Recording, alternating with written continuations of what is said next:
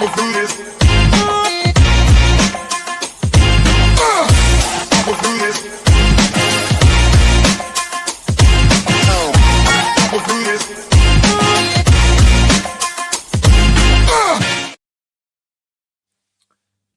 hello everyone. Welcome back to my channel. FPL Vincenzo here. Thought I'd sneak a quick pod out before FPL game week 21. And slightly different topic here. I wanted to have a little look at price changes because it feels like it's been quite chaotic really since the start of December, but particularly around Gabriel in the last week or so, it's felt crazy. I've never known a period where you get the same player really changing price on a daily basis. And I think we're up to something like 4 price changes in 6 days or something crazy like that now. So I thought I'd do a little bit of a case study. I've done a couple of case study pods this year, looking particularly here at Phil Foden, Hugo Ekitike and Gabriel to assess if this is normal and the impact it's having on the game right now, and more around planning, organising, structuring, and the impact the price changes having on the market and our decision making, because it feels like this is different to normal FPL seasons. I think that's a good way, or is a good thing, because I've been playing FPL now for the best part of 20 years. And I don't think it's healthy to keep relying on the same decisions year after year, the same process year after year, even if it gets you consistent results in any walk of life, whether that's football tactics, football managers. I think you always need to be evolving with the time. So I'm always sort of up for and keen to develop, improve, change. And what's happened, I think, particularly since the start of December, has felt like we need to approach the game in a different way. So I thought I'd just do a little pod looking at all of that, really, and see where we ended up. Quite spontaneous, this one. So, yeah, bear with me. So I'll look ahead first to Phil Foden. And on the screen at the moment is the date range between the 29th of November and the 9th of December. So in that time, Phil Foden had 6 price rises in 9 days. Interestingly, between the 5th and the 7th, he went up 3 times in 3 days. I don't think I've ever known that before, that a player's had that many transfers in successive days. It has caused that. And just the impact on sort of one good performance in certain cases on what that does for points. So if we look here, Foden hadn't done very much, it's fair to say, in a big block of games. I think this is game week 13 from memory. It was, or 12, 13, something like that. It was a week where there was quite a lot of free hits active. Man City had Leeds being one of the big things. And I think people were looking at a midfielder for that free hit team. I say Foden in isolation hadn't done very much. Points were minimal at that point.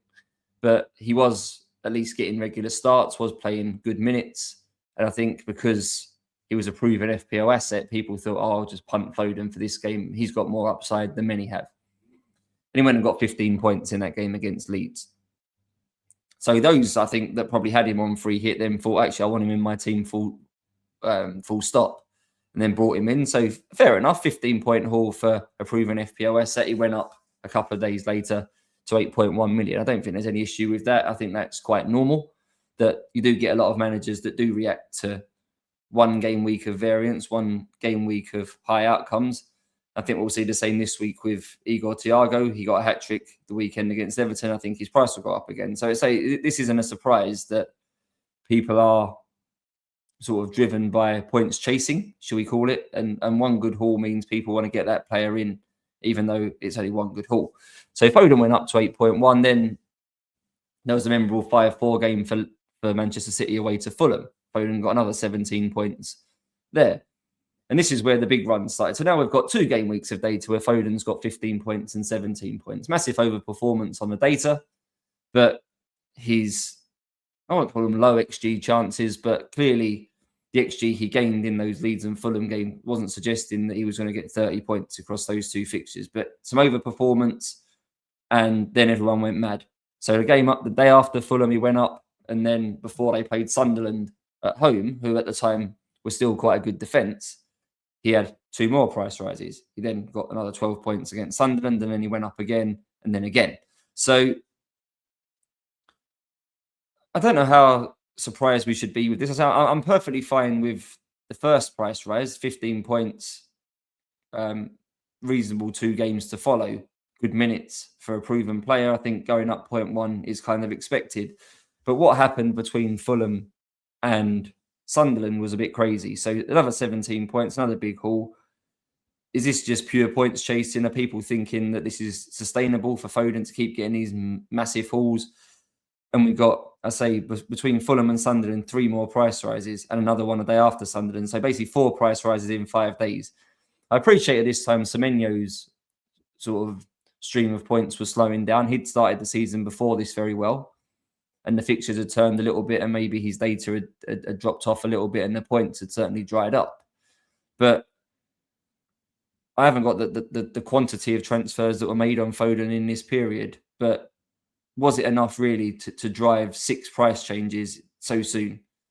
I'm sure there are plenty of other players, and certainly there'll be examples of players that are sold on in big volumes as well, but it won't cause 6 price drops quite so quickly.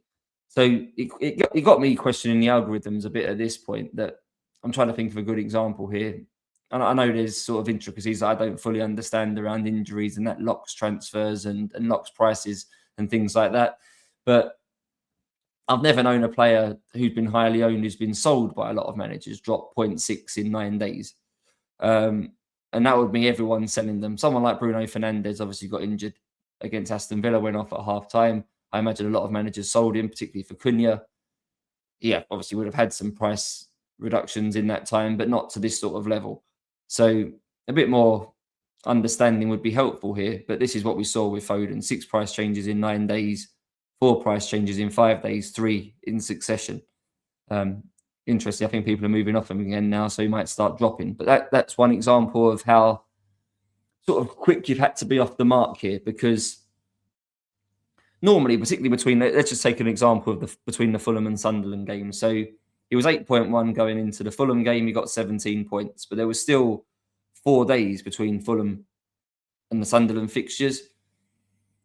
We may have got some information around, well, a leak around the starting lineup for Sunderland. And naturally, most people wouldn't have wanted to make transfers too soon. They probably would have waited until the morning of the game. I don't think we got press conferences because they were so close together.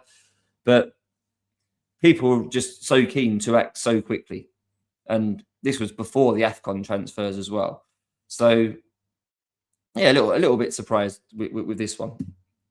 Then to Hugo Ekitike, slightly longer period here, 16 days between the 13th of December and the 28th of December. But we got 7 price rises in 16 days here. He started off at 8.4. But the day of the Brighton game, he went up to 8.5, got 13 points. That was on the 13th of December. Took a couple of days for people to react to that 13 points and think, I want to do some points chasing here. And he went up to 8.6 on the 15th. And then he went up again on the 20th, the day that Liverpool played Tottenham, and he was 8.7 before kickoff. So people, those managers that did wait until nearer to the deadline, suddenly thought, I'm going to get Ekitike in here. And I think it was, say, a little bit of points chasing because of the 13 against Brighton, but I think also Thiago was on a bit of a dry run at this point. He was naturally most people's second striker behind Haaland. People probably saw an opportunity here to then move on to Ekitike for good fixtures. You got 9 points then against Tottenham, and obviously big news coming out of that game as well was Alexander Isak getting injured and being ruled out for a while. Is he going to be out for the whole season now? Quite possibly. But Ekitike's minutes now seemed very secure, and it was Wolves next. So again, I do kind of get why there was popularity for him in the market. But between the end of that Tottenham game and Wolves at home, he again went up 3 times. Over a 7-day period. Is that normal? I don't know. But again, was this more people selling Thiago to get to him? Was there other people being? So I can see the appeal here. This, say, Wolves, supposedly the worst team in the league. Ekitike looking like he had secure minutes. Liverpool still maybe viewed as one of the top 3 teams in the league. We've got a striker at home to them with secure minutes. At a reasonable price tag here, around 9 million. Let's do it. He only got 5 points in that Wolves game. But it's interesting that between 13 points against Brighton and 9 points against Tottenham, he went up 5 times. So 5 price changes in 2 rounds of fixtures, again, feels excessive. But a little bit more understandable here, given the Isak injury news and the fact Wolves will be in the next opponent. I can see why people were targeting him, and there's probably less options for strikers. But still, lots of transfers and lots of price changes very close together. Between the 20th and the 23rd, he changed 3 times in 4 days. This feels new to me, at least. I've never been a big studier of price changes, but I don't remember. It felt like before, twice in a game week was sort of the most we would expect. More often than not, price changes happen once in a game week. Foden and now Ekitike, we're getting 3-4 price changes in a game week. That feels a lot. I jump on, obviously, more recently to Gabriel. So he came back for Arsenal from injury on the 27th of December.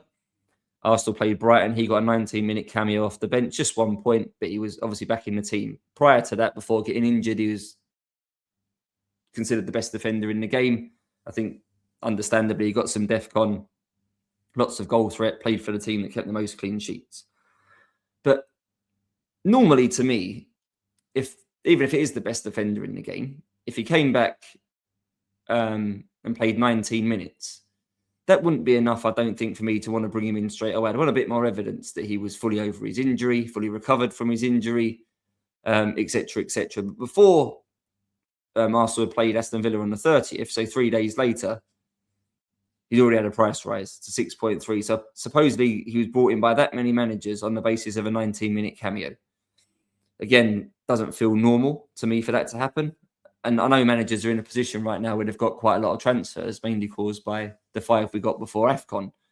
But when managers jump into the opportunity to get Gabriel in quite so quickly after 19 minutes, I'm sceptical. He then got 15 points against Villa, obviously scored the opening goal and was subbed off before Ollie Watkins got a consolation. So his price went up again the next day and up again before Arsenal played Bournemouth on the 3rd. Another 9 points there for another goal. Again, mistake led to Bournemouth scoring their opener, no clean sheet. But even since that Bournemouth game, he's gone up again. So in 6 days, Gabriel's had 4 price rises. I say the first one was after a 19-minute cameo. And I think it was more noteworthy for me, the period between the Villa and the Bournemouth game. So he got 15 points against Villa.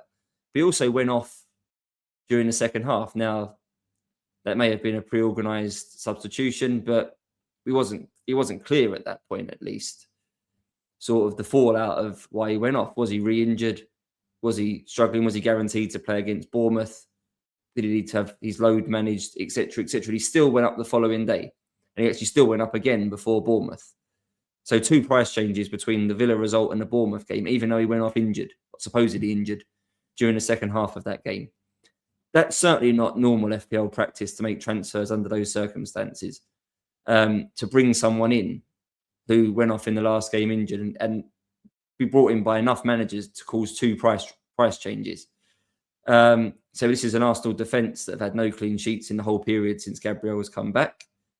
It's a defender scoring 2 goals. I know his goal threat is superior to basically every other defender in the league, but I still think we have to view defender goals as somewhat high variant, somewhat lucky, somewhat unexpected. I've seen a few people getting excited about getting Malik Thiaw's goal for Newcastle in the last round of games. And fair enough, people should celebrate their points from that, but let's not beat around the bush. That's still quite lucky to get a centre-back scoring. We can't go into a game week expecting it. We can go in hoping it, but I don't think you can go into a game week saying, I thought that was going to happen. I deserve those points, because I've owned Van Dijk for a big chunk of this year. Big goal threat from set pieces, no goals. I've owned Lacroix all season from Palace. No goals with a similar XGI to Gahey, who's got loads of goals. Tarkovsky still hasn't scored yet. So there's plenty of defenders in the league who possess threat from set pieces, aerial threat, etc., etc. And there's plenty of good ones that haven't scored yet. I think you can put Gabriel a level above them because he clearly is the number 1 target. Arsenal's delivery is so pinpoint. But it's not sustainable that he's going to score every game. And because he's come back and scored 2 goals, people have been buying him in droves. I'd be more inclined to want to get him quickly, for me, if Arsenal are keeping clean sheets, because that's the bread and butter points for defenders. But again, this is the world we're living in now. So Just thought I'd jump onto this slide now about a bit of a change in nature in FPL and what's happened really in the last sort of 5-6 game weeks that's at least making me think about the game a little bit differently. So I say it starts really in game week, was it 15 or 16 when we got the 5 AFCON transfers. So now everyone's got transfers burning a hole in their pockets. Everyone's got an opportunity to change their team, improve their team, strengthen their team. I think there was a mindset initially from managers that they wanted to retain those 5 transfers as long as possible, and they wasn't going to let it or let the transfers sort of dictate their decisions. But it was, whether it was the casual managers or whether it was people just with generally a lot of fires in their team or lots of players they didn't like. But I think what happened once we got those transfers was lots of transfers happened very suddenly. And those managers that were expecting to be a bit more passive, I think, suddenly thought, oh, hang on, these players that everyone else is buying, I want those. Their prices are going up. I don't want to pay more for them. And then the passive managers ended up having to be more proactive than they thought, I think, and then ended up making transfers themselves. And there was lots of players. I think Ekitike is one of these. Jared Bowen's probably one of these. Probably some defenders in here as well, where you look at it and think,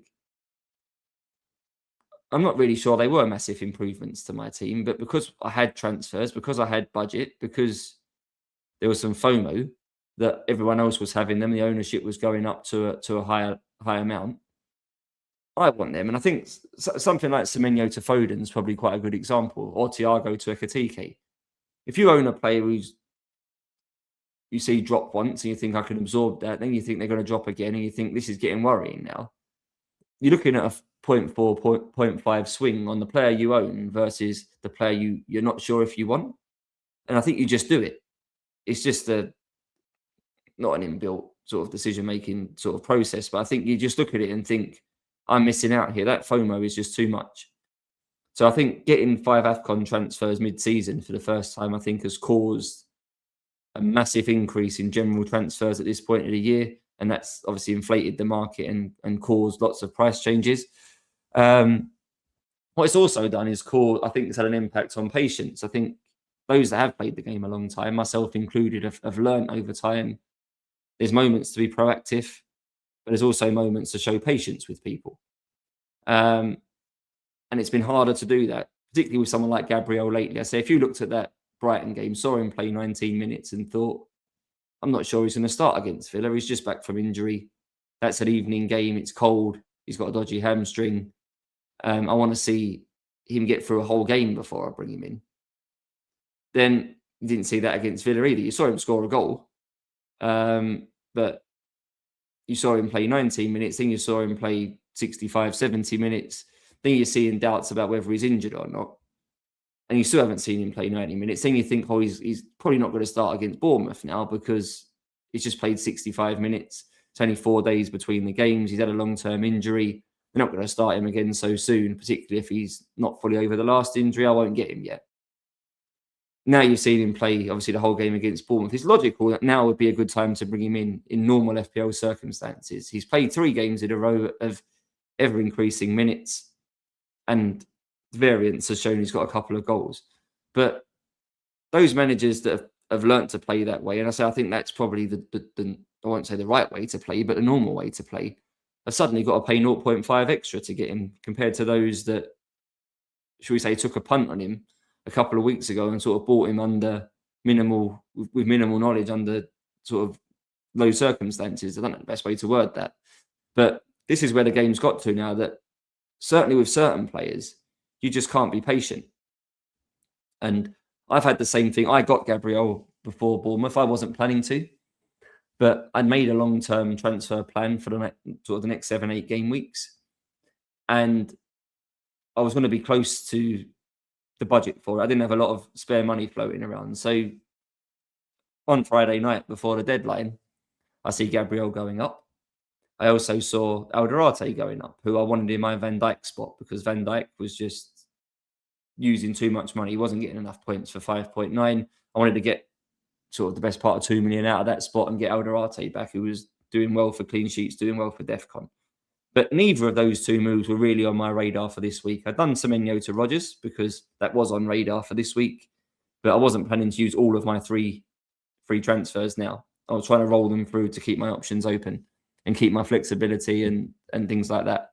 But I say I didn't have a lot of wiggle room in my future transfer plans to get Bruno back and things like that in the next block of games. So, and two of the players I wanted were going up Friday night, so I bit the bullet and got them both. So I did Van Dijk to Alderate. Alderate's gone up since. So I've got Gabriel in, he's gone up, I think, twice since. I've already bought Rodgers. I think he's gone up 3-4 times since I've bought him as well. So you just can't be patient right now. If you know there's a player you want, particularly someone you're going to want for a long period of time, 6-8 game weeks, I think as soon as you identify them as someone you want, the game right now is forcing you to buy them immediately. Because it's clear you're not the only person that wants them. These aren't sort of under the radar players, are they? Gabriel, Rodgers, people like that. That the market is just moving so quickly, and by being patient and waiting for press conferences, waiting for injury updates, waiting for knowledge of whether someone's going to play 90 minutes or what role they're going to get or availability of others and all these sorts of factors that we'd normally consider before making a transfer. We can't now because we get priced out of things or we just end up paying massively inflated prices. So it's a big change. I think it's still going on now. Clearly, there's still some managers that have a lot of transfers to use that haven't burnt through all their AFCON transfers yet, and still big changes in prices. So I don't know who the next player is going to be. It might be Bruno Fernandes when he comes back. People not overly happy with Cunha. People getting a bit frustrated now with Foden. There's already been a price change yesterday. I think Saka went down, Rice went up. Are people now adjusting their 3 Arsenal players on the back of Rice getting 1 haul? Is he the next one that's going to go up 3-4 times in 5-6 days? It's very possible. Rice has been on my radar sort of in the background for a while as someone that can get DEFCON, someone that takes set pieces, someone that can score goals in open play. I still don't think he's quite as explosive as some of the other mids in the game, but I think he's a steady pick for his price at the moment, Declan Rice. And I'm not desperate to own him. I think some would argue, why are you doing that? But I would still rather have Saka right now. Do I think Saka's worth 3 million more than Rice or 2.5 million more than Rice? No. I think over a season, their points will be a lot closer than what you'd expect for players that are 2.5 million difference in price. But I still, for this run, would rather have Saka than Rice. But I could be looking at a situation here where Saka has 3 or 4 price drops in the next 7-8 days and Rice has 3 or 4 price increases. Obviously, that's a 0.6, 0.8 swing in just that one set of 2 players. I'm open-minded that I might have to react to this quite quickly. I'm fine to leave it for now. I'd certainly rather have arrested Saka against Liverpool than Rice. But after that Liverpool game, I may have to act. If Rice particularly does quite well again, maybe gets an assist, maybe gets some DEFCON and get 7-8 points or something, that bandwagon is clearly just going to keep growing and growing. I think he's probably the next one in the game right now that's likely to have one of these multiple price rises all back to back. So just be aware of it, that if you're considering Rice, if you're not fully bought into the idea yet, but you're thinking about it, if you don't do it probably in the next week, the next 2 weeks, the price change will be incredible. So I think it does throw up some doubts around the price change algorithms. I say never in the past have I known players to go up 3 days in a row. I don't really remember days either where players went up 2 days in a row. There's been multiple examples just on these slides of where that's happened. So don't be surprised it happens again with Rice in the next block of games. Concerns me a bit that are these players actually being bought in by that many players? I can't believe in my own head that many people bought Gabriel back after 19 minutes against Brighton to cause a price change, a price increase on 19 minutes. Maybe it did. And I say I'm the wrong person to comment because I don't know the algorithms well enough. I don't know what goes into them enough. So I can't give a fair answer and a balanced answer. But either FPL managers have just gone mad. That quantity of them have brought them in on a 19-minute cameo, or something's happened that.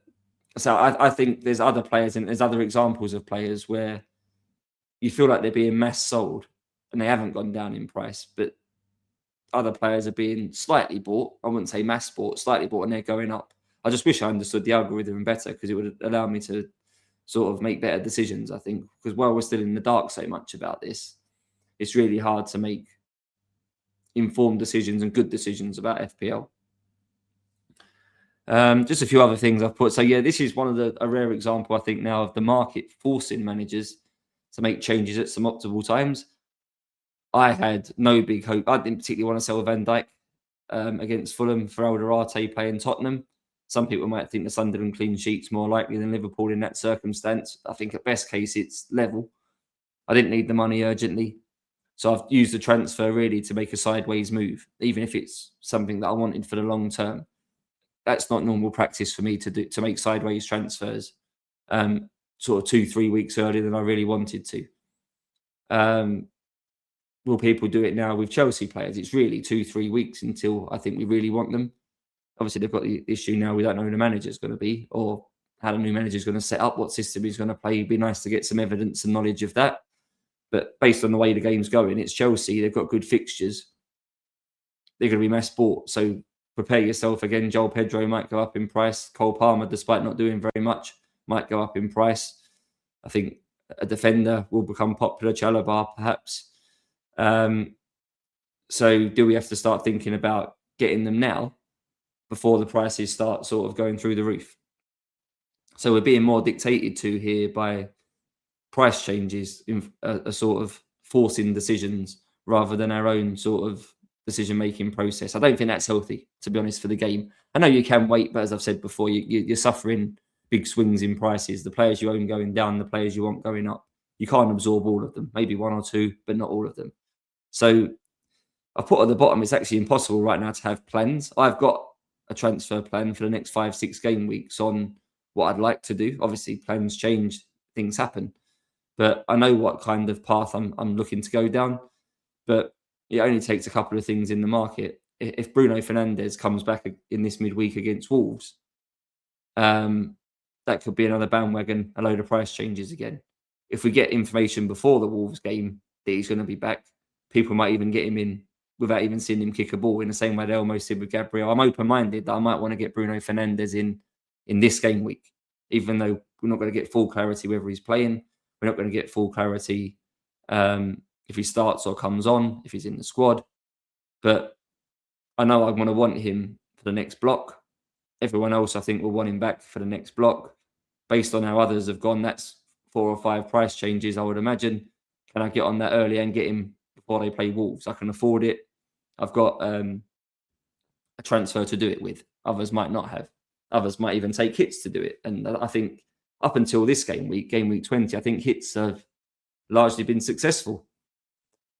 Because say a lot of the sort of players that people have been proactive in getting and driving the prices up for have at least got some points for it.